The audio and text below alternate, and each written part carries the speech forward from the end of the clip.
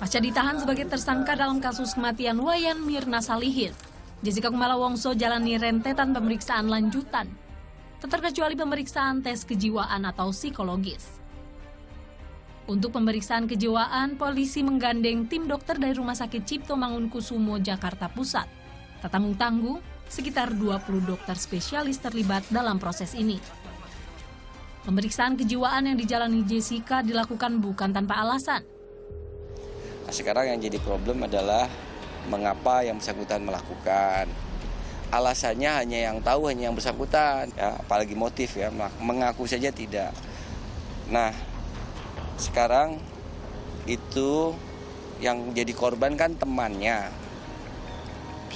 Kan aneh, semua juga berpikir, jangankan Anda, kami juga berpikir kok temannya bisa keracunan. Nah, karena itu dilakukan pemeriksaan itu salah satunya untuk memahami, ya, ahli memahami, mungkin yang bersangkutan punya alasan-alasan yang kami tidak tahu, publik tidak tahu, semua orang tidak tahu, tapi dengan alat yang digunakan, metodologi yang digunakan oleh ahli psikiatri mampu membaca itu. Tes kejiwaan Jessica dimulai pada 11 Februari lalu dan berlangsung selama 6 hari. Waktu yang cukup lama ini terbilang wajar apabila dokter psikiatri memeriksa kejiwaan seseorang.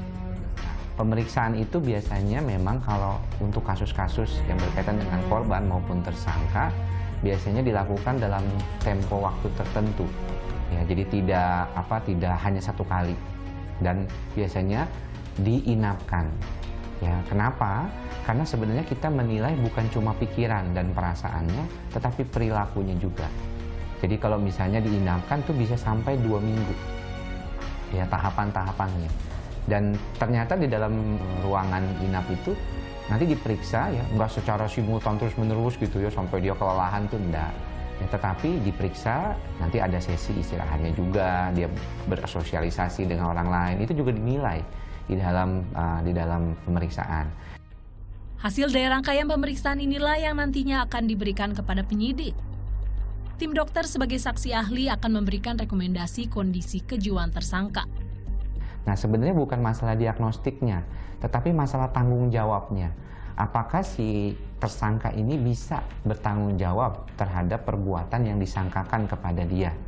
Kemudian apakah dia bisa berdiri di pengadilan? Karena diagnosis gangguan jiwa bukan berarti dia lepas dari tanggung jawab perbuatan jahat yang disangkakan kepada dia. Dari hasil tes kejiwaan, seseorang dapat dikatakan bertanggung jawab terhadap perbuatannya jika tersangka memiliki niat untuk melakukan perbuatan tersebut. Selain itu, tersangka sadar akan perbuatan yang dilakukannya. Terakhir, tersangka harus memiliki tujuan dari perbuatannya.